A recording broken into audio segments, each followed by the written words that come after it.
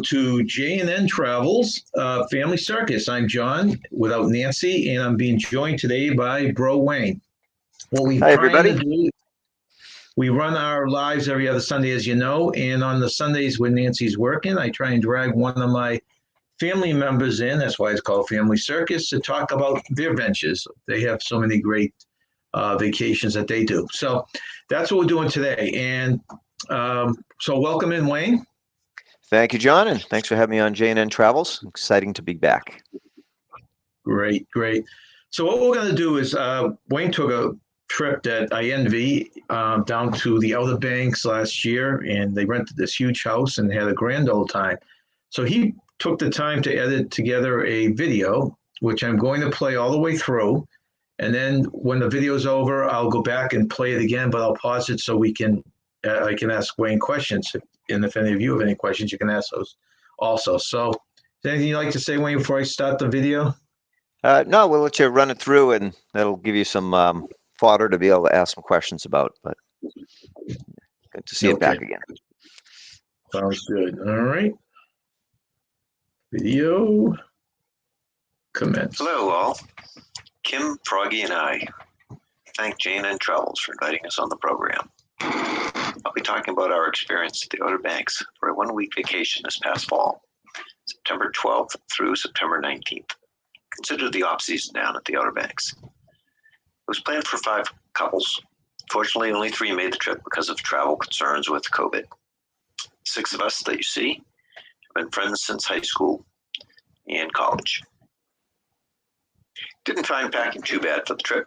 Clothes was really beach wear, jeans, maybe a light coat, casual and comfortable. If you want to dress up for dinner, well, then you bring up something to dress for dinner.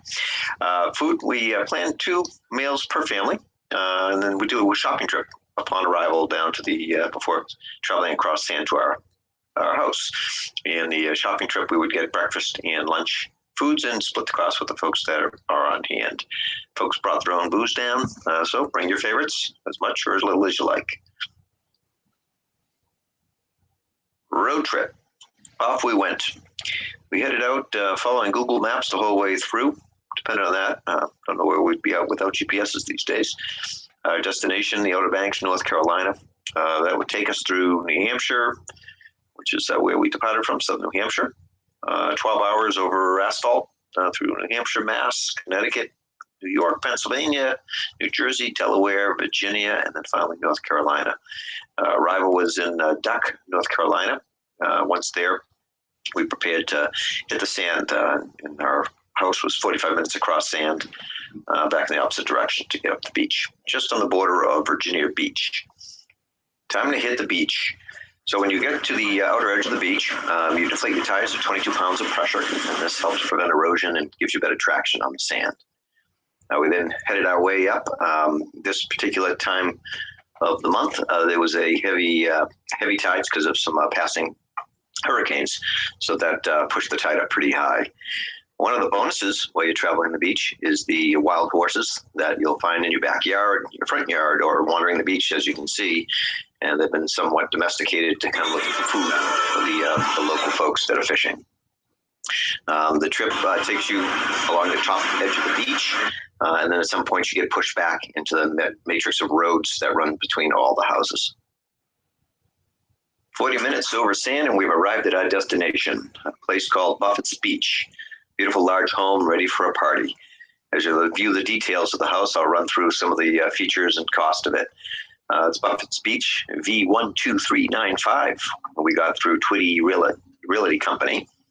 Comes complete with 8 bedrooms, 9 bathrooms, $6,000 a week off season. Sleeping arrangements has 5 king beds, 2 queens, 4 bunk and twin beds. Pet friendly. We had 2 dogs in tow. Full laundry service, elevator for those who don't want to walk the stairs up the 4 floors. TV, VCRs, large movie collection, and Wi-Fi, all equipped in all the major rooms. The house was equipped with 3 grills with full tanks of gas ready to go.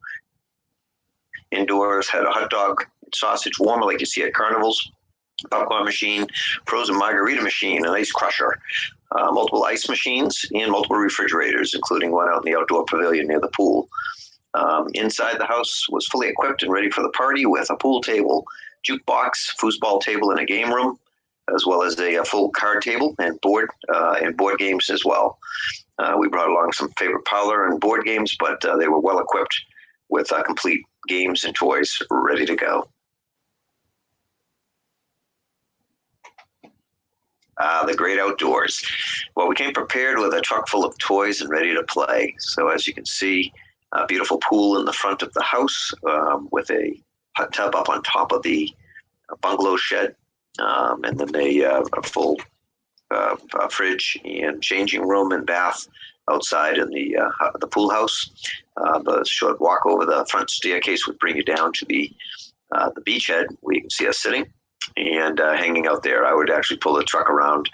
Take about 2 minutes to pull the truck around and back up to provide all the toys. So we brought lots of fun, cornhole, cube, croquet, bocce, paddleball, even brought a throwing axe and target that we used on the beach, brought down volleyball, badminton, Polish golf, and can jam, but because of the heavy winds this week, didn't get to play with those too much. The heavier activities, sea kayaks were provided. They had a couple of sea kayaks there that we took out and enjoyed in the surf. We had a couple of stand-up paddle boards, had a short board, surfboard that got a little bit of use out of, belly boards, also walking and running on the beach. And then also brought down a training kite for kite sailing that you'll see a picture coming along in a few minutes. That's training on the beach to sail the kite that will take me for a kite sailing fun. So lots of fun down the beach. Along with that, brought some Bluetooth speakers, so we had some good music down the beach. Chairs and a canopy, although the house did provide chairs and beach umbrellas, so they were pretty well prepared for any kind of fun that folks wanted to have.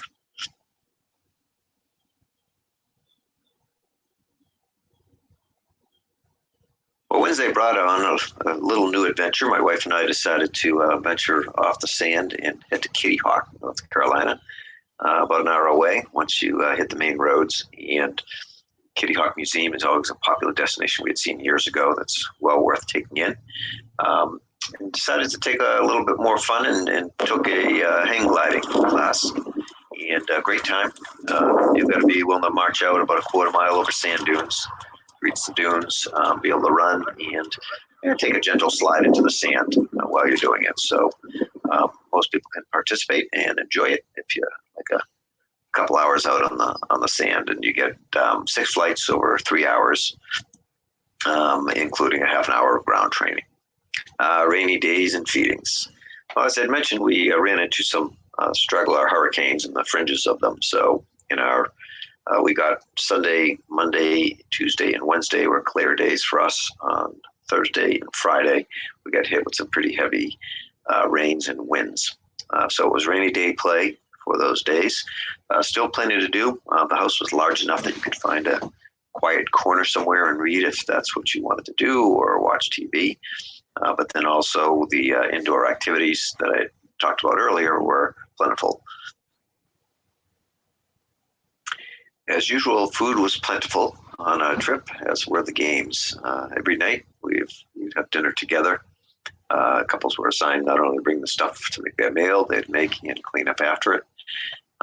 This is a great way we've done larger crowds, but with just 6 of us, we all pitched in to prep and cook. It was part of the activities of the day.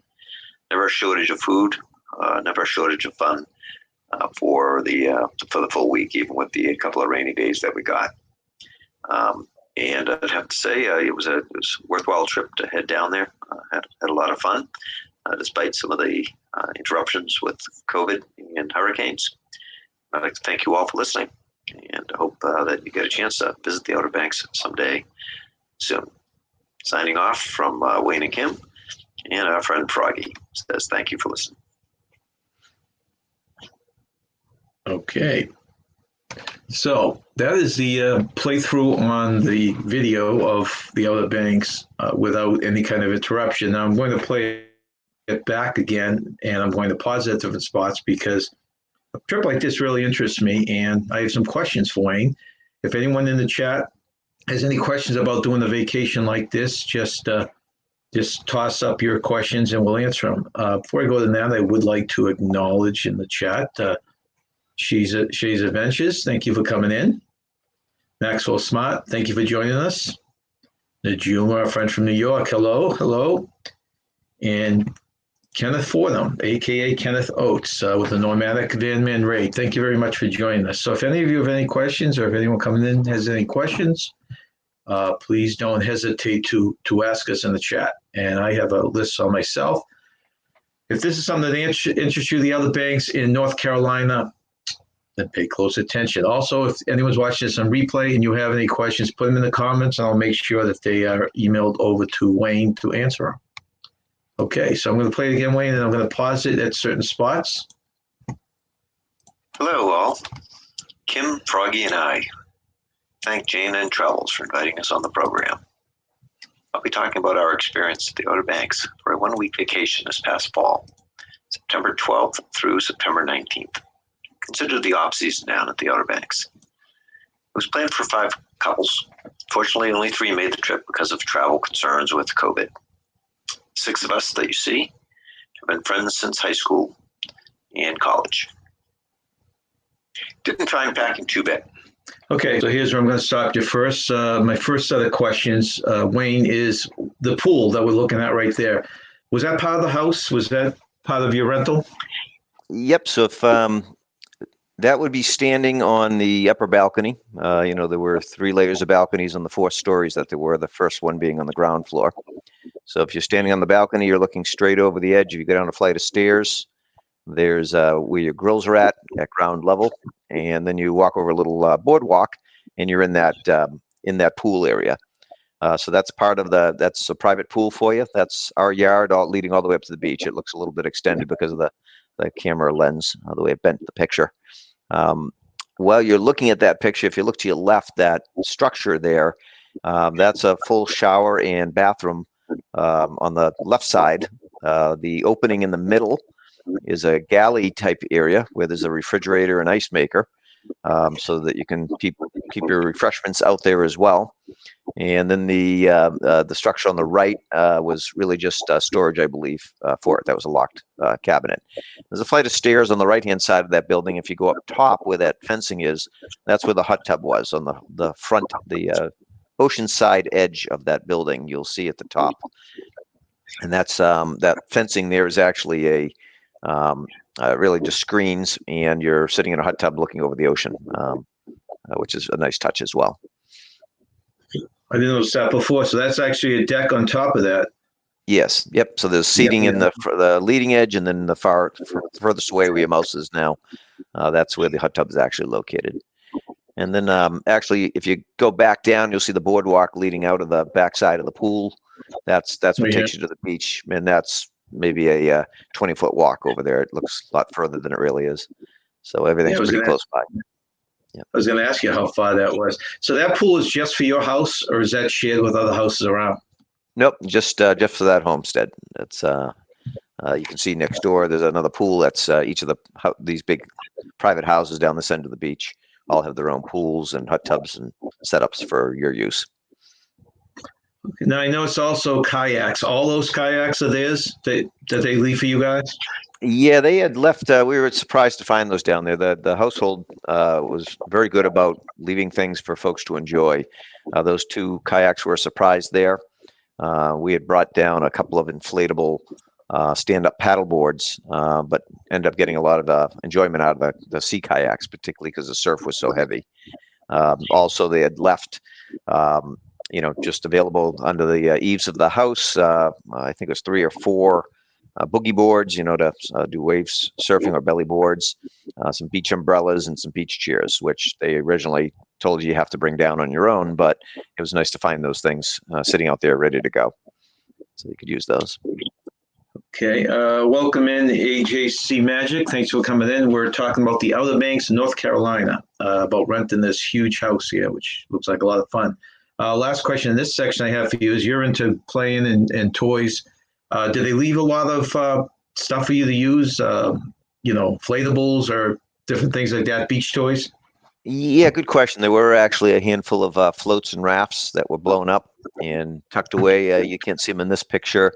And at the end of that boardwalk, before you get down to the beach, there was a plastic set of cornhole boards that they had left as well, with some bags in a plastic bag. So they tried to leave some things for people to enjoy. We brought a lot of those things down with us, everything that we could want. But those things were nice to find there, if you didn't happen to bring along some of those toys. Okay. All right. So I will move on now. If anyone has any questions, just put them in the chat, and Bro Wayne will answer them as we continue. I'll do my best. Was really beach wear, jeans, maybe a light coat, casual and comfortable. If you want to dress up for dinner, well, then you bring up something to dress for dinner. Food, we plan 2 meals per family, and then we do a shopping trip upon arrival down to the before traveling across sand to our house. In the shopping trip, we would get breakfast and lunch foods and split the cost with the folks that are on hand. Folks brought their own booze down, so bring your favorites, as much or as little as you like. Okay, let's stop it for a question here. Food, that's a complicated thing, trying to organize enough so you don't have to go out to eat. You did it by, I think you mentioned later on that you had people each do a meal. Did you have enough food for snacks and food, or did you run low on anything? No, we didn't need it because when you're heading over the sand. Now we were lucky. The folks that actually did the original planning on this, our close friends, they've done this about 12 years running, and we had joined them the first time about 12 years ago. We had met them in Rodanthe, which is I think a couple hours south of here, and then they've been going back to different houses every year along the Outer Banks, north and south. So they have it down to a pretty good science where they assigned all the folks that are attending. They said each couple will be assigned. Originally, when it was 5 or 6 couples going, each one would take a meal, and then you'd kind of do clean up through leftovers at the end of the week.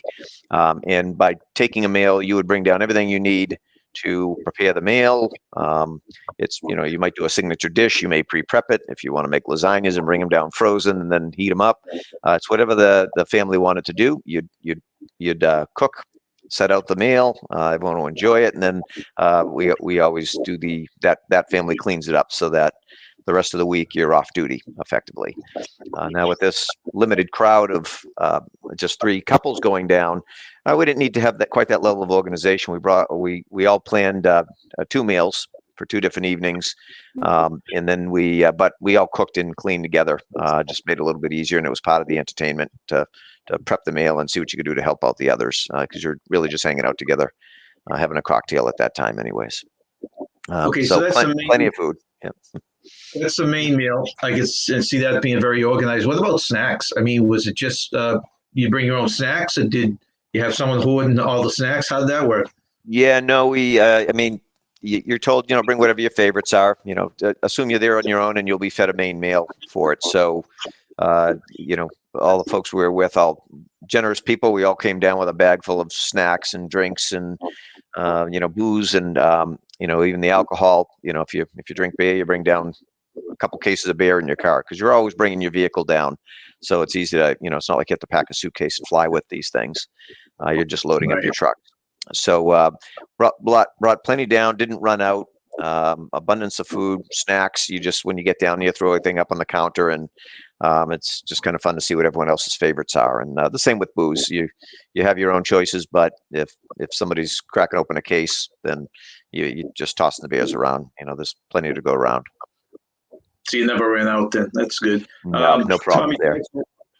Tommy Dodson, welcome in. He asks, he has a question. Did you go to a Verbo or local real estate agent for the rental? We use a place called Twiddy, Twiddy. You can find them with www.twiddy.com. And I believe they're one of the 2 big real estate firms that do these bookings along the Outer Banks. I'm sure there's some smaller ones and people that do it through Airbnbs and other ways of doing it. But if you go out and look at Twiddy's site, you'll see all the different properties that they have, the different sizes. You can search through based on size and amenities that you want. They offer there's cleaning services, and if there's repairs needed, they do a lot of the services on the island as well, so that If a family that owns a house is out in California, you're not waiting for them to respond or line up somebody to fix something. So they're really doing full property management, not only to book you in there, get you provisioned. If you're missing something or you require some cleaning, fixing towels, you can call and they have trucks down on the sand every morning, setting up houses and taking care of various things, so that they're pretty available to take care of any issues you might have. Doug, when this is over, if you want to send me the link, I can put that in the bottom here in the comments. Great. So if anyone is interested in checking out. Okay, let me continue with the video and my questions. Road trip. Off we went. We headed out following Google Maps the whole way through. Depending on that, don't know where we'd be out without GPSs these days. Our destination, the Outer Banks, North Carolina. That would take us through New Hampshire, which is where we departed from, southern New Hampshire. 12 hours over asphalt through New Hampshire, Mass, Connecticut, New York, Pennsylvania, New Jersey, Delaware, Virginia, and then finally North Carolina. Arrival was in Duck, North Carolina. Once there, we prepared to hit the sand, and our house was 45 minutes across sand, back in the opposite direction to get up the beach, just on the border of Virginia Beach. Time to hit the beach. So when you get to the outer edge of the beach, okay, pause you there. Question. Now you drove down. What time did you leave New Hampshire? So we did a little different arrangement. Normally it would have been about a 12-hour trip down. If you did a direct trip down, you figure you'd probably stop a total of an hour or 2 hours to break up the trip at various parts. We went and stayed with some friends in Philadelphia for after that was about 6.5 hours to Philly, and then did the next 6 hours the next day. And we planned our arrival. We left their house at, I think it was 9 in the morning, so that we'd get there by 2 or 3 o'clock, which was the low tide, when the tide was starting to go out, because we knew that the water levels were high because of some storms that were flirting south of us. So we wanted to make sure and arrive on a lower tide. You can see that's our drive down the sand originally, so the tide's far out at that point, and you can see the amount of driving room there is. But on high tide, particularly with the high tide that's coming in, those waves could be hitting that sand dune on the left there in some places. So you'd be almost blocked from passing if you tried to run the entire length of the beach like we needed to do, and be on the outer edge of the beach. So, okay, so that's it was a 12-hour ride, but you split it by staying over a friend. You stayed overnight at a friend's house, right? Yes. Yep. Yeah. And okay, so I asked you how many breaks you took and stuff, but you were only doing 2 6-hour jaunts. You probably just stopped here and there, right, for a quick stop to the rest area. Yeah, that was it. Yeah, well, we actually grabbed a quick bite to eat on the way, on the way to the Outer Banks, which worked out fine. The way back would be more typical. We did plan on doing the entire trip in one shot. We needed to, in order to catch the tide right, we needed to get up on Saturday that we were checking out. I believe we got up at 6. We wanted to be on sand by 6:30 or 7. And then it was a total of 14 hours for a 12-hour trip. So we ended up stopping for dinner and just took a good break about halfway home for a decent meal. And then also probably stopped for a few rest area stops on either end of the dinner. So it was figure about 13 hours with an hour's worth of stops. Unless you want to take it a little bit slower, then that stretches out a little bit. I actually thought that was going to be a longer drive from New Hampshire. I thought it was closer to 15, but that's interesting. Okay, so let me continue this. You deflate your tires with 22 pounds of pressure, and this helps prevent erosion and gives you better traction on the sand. We then headed our way up. This particular time of the month, there was a heavy tide because of some passing hurricanes, so that pushed the tide up pretty high. One of the bonuses while you're traveling the beach is the wild horses that you'll find in your backyard, your front yard, or wandering the beach, as you can see. And they've been somewhat domesticated to come looking for food for the local folks that are fishing. Okay, because several questions here. All right, so you had to lower the air pressure in your tire. Now, is there a setup at the end of the beach to put air back in your tires, or how do you handle that? Yeah, not right at the end. No, I do own a small, one of those small portable cigarette lighter compressors, so that if I got stuck, I'd be able to get air into the tires, or if you're leaving at a time of day when, some of the air stations were closed. But about a mile down the road, after you get off the sand, you can travel on the road. You just don't want to do it for any length of time with your tires deflated. There's a full station. There's a couple of convenience stores, and also the real estate office that Twitty holds down there has a series of about a half a dozen pumps for people to refill after they come off the sand.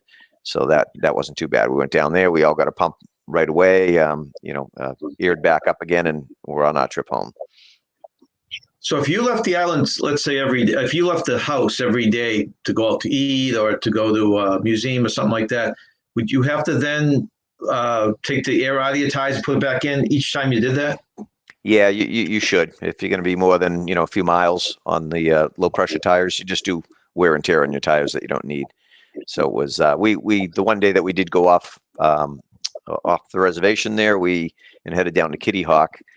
We reinflated at that point, and then went about our business. And then when we got back up to cross the sand, we just deflated again. It takes about maybe about 5 minutes a tire to knock them down, and a little less than that actually to get them down to pressure. And then when you're reinflating them, it's another 15 minutes on the other side to shoot them all back up with air from an actual full service pump. Okay. Now you have to travel all by sand. There's no access road other than the beach? Like Nope, for emergencies or anything? Yep. There's one of the pictures there. You have to go back, but it's if you look at the aerial view of the Outer Banks, particularly at the northern edge where we were at, it's the sand on the beach is part of the route. And when you get to the top, probably that top half mile, there's a matrix of roads. It probably goes about 4 deep. So there's like 4 roads and neighborhoods where there's some houses that are not on the ocean that are set back, but they're dirt or in sand roads that run between, and none of those are accessible from main highways or routes. You have to come in through the gate at the southern edge there in Duck, North Carolina, where we entered and deflated. It's kind of cool in one way, but a little scary in the other. Was the sand, did you need a 4-wheel vehicle, or could any car drive on that sand? Was it hard enough, packed on enough? No, you absolutely need a 4-wheel drive vehicle. I saw some SUV, things like RAV4s or, that kind of the smaller SUVs that were out there, and they didn't seem to be having problems. There are areas where when you cut off the beach to get onto the roads in the back neighborhoods, which there's areas where you have to divert that way, that it was very soft sand. It was not the hard pack that you see in this picture. So you had to kind of get a running start to get up. You're going up and over sand dunes, basically, that are probably 10 or 15 feet high, in order to get up into the back roads. So you definitely have to have 4-wheel drive or all-wheel drive. And a mid to upsize truck. I have a Toyota Tundra that handled it great and went fine. A Tacoma or the smaller trucks would be fine as well. And I'd say most of your SUVs would do it as work fine. Too. So it's beautiful. It's a beautiful spot as this is. You definitely have to do some preparation. You got to know the tides. You got to make sure your vehicle can handle the sand, and basically schedule things out so when you leave, you can go when the tide's low. Sounds like. Yeah, I'd say if you're planning this trip as a launch point to go to Kitty Hawk or to see other parts, and you're a traveler road trip kind of person, I wouldn't recommend getting the house down where we went, because we were about as far as you can get from the access point. There's other houses that you can rent on the Outer Banks that either have direct access to roads. They're right off of main roads down in some of the southern areas. This particular run that you can only access by 4-wheel drive, I'd recommend if you have a family trip or a group of friends you want to go with, and you want to just go somewhere and stay there, not necessarily go running into town every night. You may take one night and go out for a restaurant, but you don't do all this traveling and pack all this stuff to then take off and go to a restaurant. You've got everything you need to stay put for a week. So if that's the kind of trip you're looking for, where you want to just spend time with the group and not necessarily move around or tour, this is ideal, and can do it at an affordable price for a place with really good amenities. Yeah, the house certainly has everything. Welcome in, Carol from Carkey. Thank you for joining us. We're talking to my brother Wayne about his trip to the Outer Banks in North Carolina. They rented a house, and if anyone's interested in that, we'll put the link down below after the show. It looks like a great place to spend a week. So we'll continue the video and the questions. Let's see. Went domesticated to come looking for food for the local folks that are fishing. The trip takes you along the top edge of the beach, and then at some point you get pushed back into the matrix of roads that run between all the houses. 40 minutes over sand, and we've arrived at our destination, a place called Buffett's Beach. Beautiful large home ready for a party. As you view the details of the house, I'll run through some of the features and cost of it. It's Buffett's Beach, V12395. We got through Twitty Realty Company. Okay, one quick question, Wayne. The horses, since we're off them, they look like they're just going along like a wild dog would or something like that. Can you get close to them? Could you feed them, or are they just left alone? Yeah, we learned later on that as we were admiring them down on the beach, one morning we got up and there were 3 or 4 horses hanging around the people fishing. And I went down to see the horses. I could have jumped on top of one probably. You're told you're not supposed to touch them. You're definitely not supposed to feed them. But obviously, folks aren't following those rules because the horses are going up to people and looking for a snack. So it's, I think, an example of the horses that are slowly getting domesticated just by the hundreds of tourists that come in and want to say that they fed a horse and patted it. Exactly. Bring in a bag of carrots and ready to go. Exactly. Okay, let's get back to the house then. Comes complete with 8 bedrooms, 9 bathrooms, $6,000 a week off season. Sleeping arrangements has 5 king beds, 2 queens, 4 bunk and twin beds.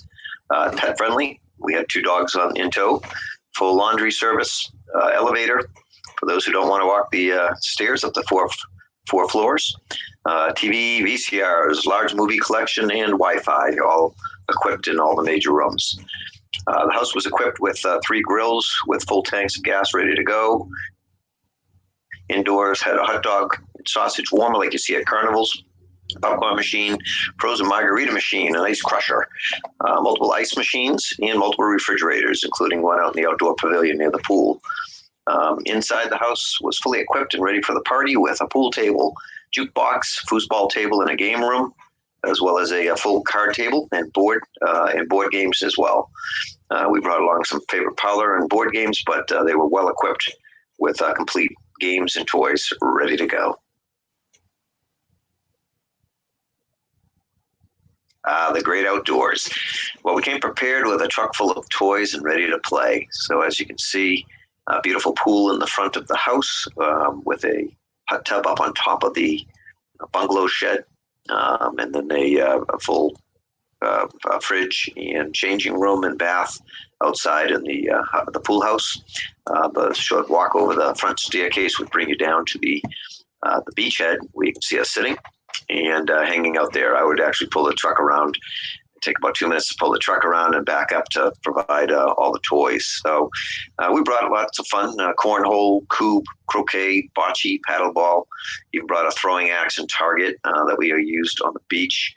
Brought down volleyball, badminton, Polish golf, and can jam, but because of the heavy winds this week, didn't get to play with those too much.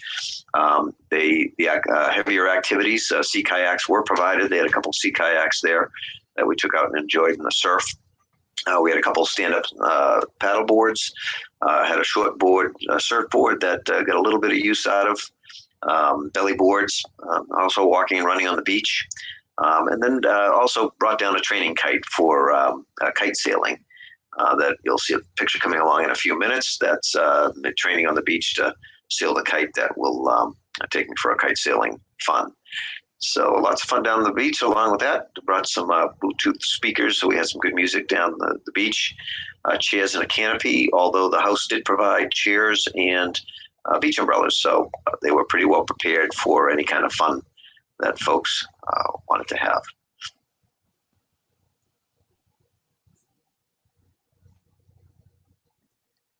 Well, Wednesday brought on.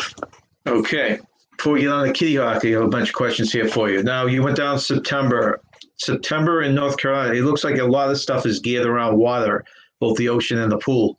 How warm is it in September? Was the ocean warm enough? Was the pool warm enough? Was the air warm enough to do a lot of things? Yeah, I mean, despite the cloudy conditions that we happened to run into, we had sunny days. We got down there on the Saturday, and we had sun Saturday, Sunday, Monday, Tuesday, and Wednesday. A little bit overcast, very windy the whole time. And then the water temperature normally down in that part 75 to 78 degrees, and it was I can attest to that because I spent a good chunk of time in the water. And then the pool itself, I don't believe it's heated, but it maintained a similar temperature as that, so it was refreshing but good. And I'm used to New England waters in the ocean, so that was nice for me. I know some people like a little bit more like bath water, but that was about the temperature that time of year. Now, you said there was rough weather, a hurricane going through the area. Did you have any undertows, or are there undertows this time of year usually? Yeah, luckily I learned about 3 days into our stay there, as I was because we'd left on the Wednesday to go do whatever that was that I did, the hang gliding. And when we went off the beach and we're coming back, I noticed a marker flag at the head of the road that was bearing a different color flag, and that's an indication that you're supposed to stay out of the water because of the conditions. And found out from talking to somebody that had been posted all week, and just didn't know what it was earlier in time. So we had spent days in the water that did have some undertows, but we were in kayaks or paddle boards or boogie boards. Luckily didn't learn the hard way where they were, but it was pretty rough churn out there to be just going for a casual swim. So that could be a risk in stormy times. I noticed a lot of bars now have these axe throwing. You brought your own axes, though? Is that what it was? Yeah, I know one of the people that the folks that had planned the trip, she had mentioned when we were going to go down and go hang gliding, she was going to go to a local place that had axe throwing because she had always wanted to try it. So I found out that because some of the folks weren't making the trip, she wasn't going to be able to do that after all. And I have that axe. I have one of those myself. So I brought that down along with a makeshift wooden target that I had made to set up so that she could get her axe throwing in that she had hoped to take care of. So, yeah. That's funny. And do I dare ask, what is Polish golf? Oh, yeah, that's an easy one. That's another fun sand game. This is a Frisbee game. Picture 2 ski poles, and those ski poles are jammed into the sand or into the your backyard, and they're about 20 feet apart. And each team stands on opposite ends. You have a Frisbee in your hand. You balance a beer bottle at the top of the pole, the ski pole. And the team will throw the Frisbee and try to hit the pole or hit the bottle off. And if the bottle hits the ground, you get a couple points. If the Frisbee hits the ground, you get another point. So the other team is trying to catch both the Frisbee and or the bottle if it happens to be heading towards the ground. And so it's another game where you throw things at each other and drink beer. One more. That's kind of cool. Never tried that one. That sounds kind of cool. Kites, you brought your own kite now, right? That wasn't something that was at the place. No, there are a couple different types of kites. We did bring a regular kite, and it was actually too windy for that one. It would have gotten shredded. Yeah, so just a standard kite, but there was none of those down there. I brought a training kite down. If you're familiar with the sport kite sailing, where you put a wakeboard on your feet, and this large, almost looks like a parachute, pulls you along the water, and you can jump off the top of waves and such. Okay. So it's a pretty dangerous, and you got to train for it. Otherwise that can blow you into power lines and everything else. I brought a training kite down, which is an oversized regular kite. It's a kite where you learn how to steer the kite in figure 8 patterns so that you can then progress up to a full size kite, and before so you don't kill yourself. So that's the other kite that there's a video clip somewhere buried in there of me running around the beach, learning how to sail that. And that's got enough strength to pull you along the sand if you're not careful. So that's pretty cool. Yeah, so it's fun. Now the house you rented out, you rented in September. Is this a house that's rented year round, or is it only seasonal? Yeah, I did look out on the site. I know it's rented at they list this actual property as at a cost point of, I think it's like $6,000 to $12,000 a week. So I assume the $12,000 is if you want to do July or August, and then the off season that we went, I believe it was around $6,000 when we went last year in 2020. But it does look like they take bookings out there. There's because they've posted that rates are coming soon for the winter months as well. So I assume that that's all their off season that you can go down there. Right. Now, I see in the picture here, there's the gap between the pool and the ocean. Is there any lawn at all, or is everything you do down here on the beach?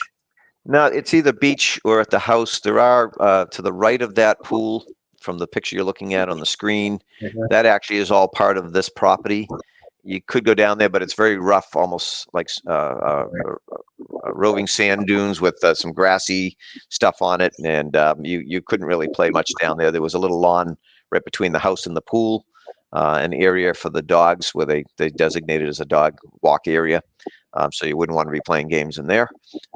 So there's really not a lawn area, although there's some grassy areas you can walk through to get around the outside of the house, but you wouldn't really play in them. You'd go to the beach. Okay. Sounds good. Okay, now on to Kitty Hawk. A little new adventure. My wife and I decided to venture off the sand and head to Kitty Hawk, North Carolina, about an hour away once you hit the main roads. And Kitty Hawk Museum is always a popular destination we had seen years ago that's well worth taking in. And decided to take a little bit more fun and took a hang gliding class. And a great time. You've got to be willing to march out about a quarter mile over sand dunes, reach the dunes, be able to run, and take a gentle slide into the sand while you're doing it. So most people can participate and enjoy it if you're like a couple hours out on the sand, and you get 6 flights over 3 hours, including a half an hour of ground training. Rainy days and Okay, 2 questions on this, and then we move to the final thing. I remember doing the hang gliding in college. I did the same type of thing. We did it on a bunny slope on a ski slope, and it looks like it's the same thing. They picked some high dunes to do it. You said you had 6 flights each. How many times did each of you get into the air? I'd say both my wife and I did it, and we both like the flights you saw there. Did that every time. There was one flight where the instructor who runs alongside with it had stumbled a bit, and so I grounded a little early. So he actually went back up, and we redid that. So he tries to make sure that you get 6 flights basically out of it, and you're not just burying your face in the sand at the top of the hill. And so all of when I say a flight, it's comparable to what you saw, where you're running for about 10, 15 feet, you're coasting about a foot off the ground for a little bit, and then you maybe get 8 to 10 feet in the air at the bottom, where you can make a 20, 30 foot run before you come to a gentle landing. And it's all in very soft sand, so no, you're not scraping your knees up. It was all it was worth the trip down. Okay, sounds good. Now, there was a Kitty Hawk Museum there. Is that a separate building, or was that part of this? And was it worth going to? We haven't been there. We had gone there a number of years ago. And when we were down there, that would have been about 12, 13 years ago. I remember enjoying it and liking it just from the the historical part of it. I believe there's also some hiking in that area around the in dunes there that you can go in. This was in Kitty Hawk, but not actually at the museum location where we did these lessons. These were a different set of dunes that were set back off the water a little further. Okay. But I remember it being worth taking in. Yeah.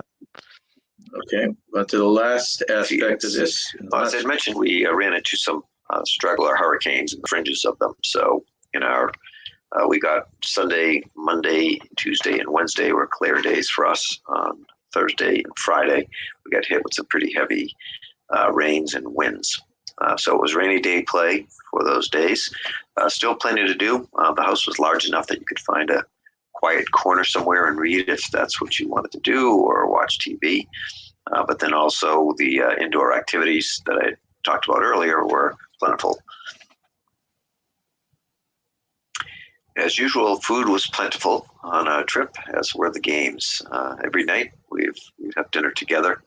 Couples were assigned not only to bring the stuff to make their meal, they'd make and clean up after it. This is a great way we've done larger crowds, but with just 6 of us, we all pitched in to prep and cook. It was part of the activities of the day. Never a shortage of food, never a shortage of fun for the full week, even with the couple of rainy days that we got. And I'd have to say it was a worthwhile trip to head down there. Had a lot of fun, despite some of the interruptions with COVID and hurricanes. I'd like to thank you all for listening, and I hope that you get a chance to visit the Outer Banks someday soon. Signing off from Wayne and Kim, and our friend Froggy says thank you for listening. Okay, great video, Wayne. I have a handful of questions. If anyone has any last minute questions, throw them in the chat. What percentage of the time did the 6 of you spend together? So you're all under the same roof, and originally you were going to have 10 people together.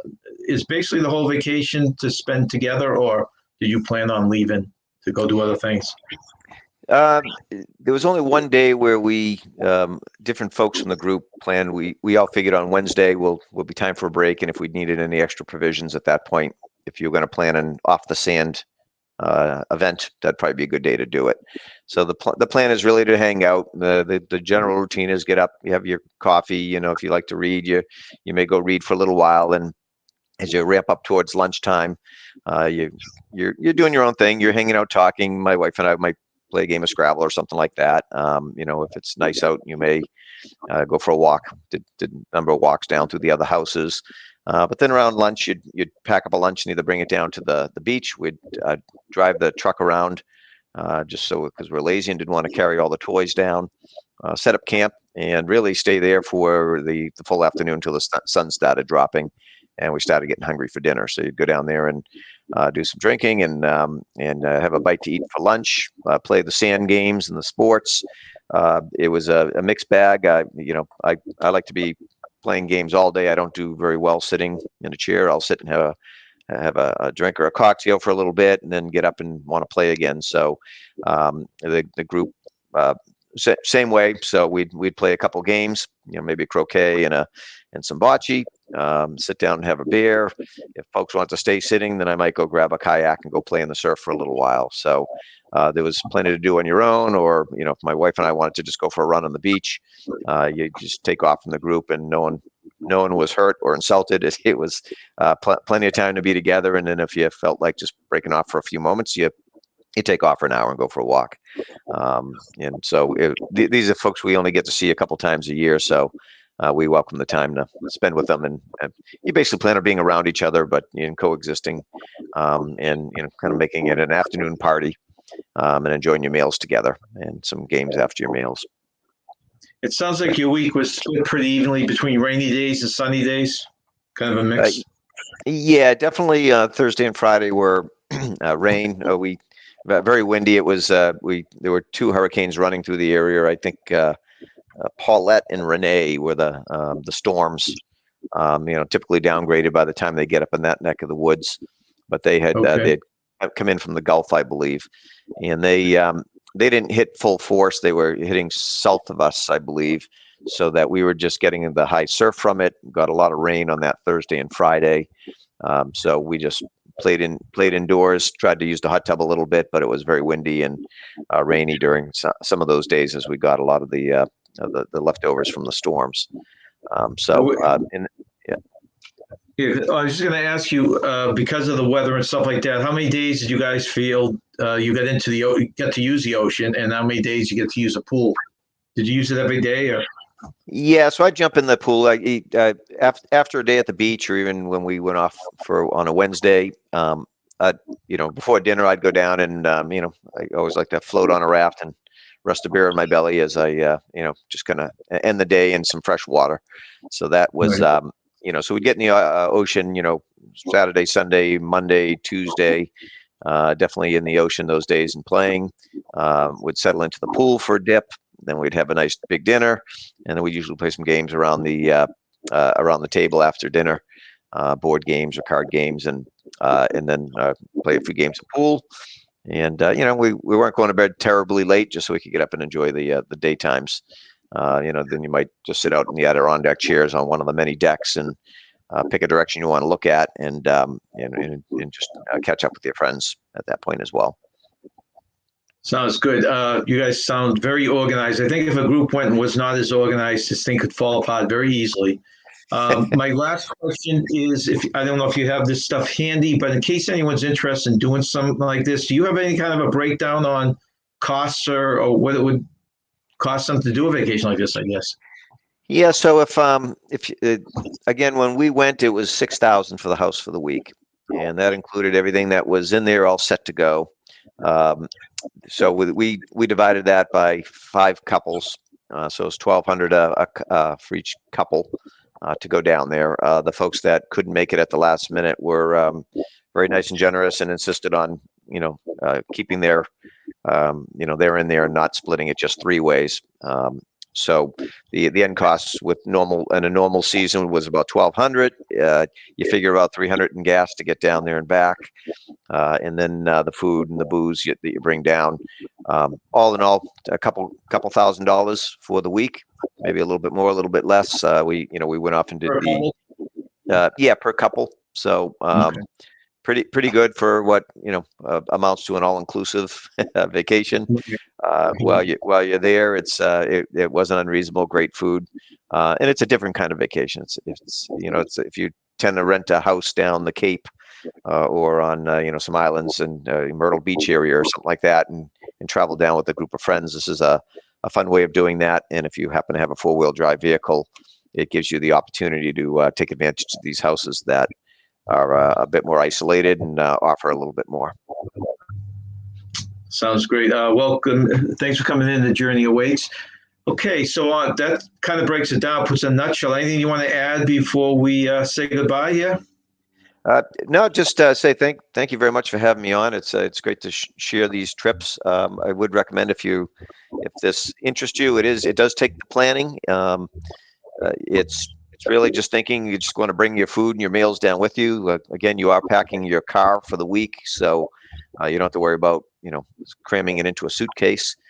So as long as you figure if you know what you would tend to do for that, and you organize the meals in a way so you're not just doing all the work all week long for someone, it makes it a bit more enjoyable for everybody that's there. A great place for a family to get together on a reunion, a group of friends that hasn't caught up in a long time. Even if you have some kids, there's bunk type rooms down in the lower quarters, so you could accommodate families with kids as well, and everything's right there, so you don't have to worry about the kids running away or them begging you for money for the arcade or things like that. It's a different vacation, but a lot of fun if you just want to have fun with the people that you're with and not so much venture out and see the area.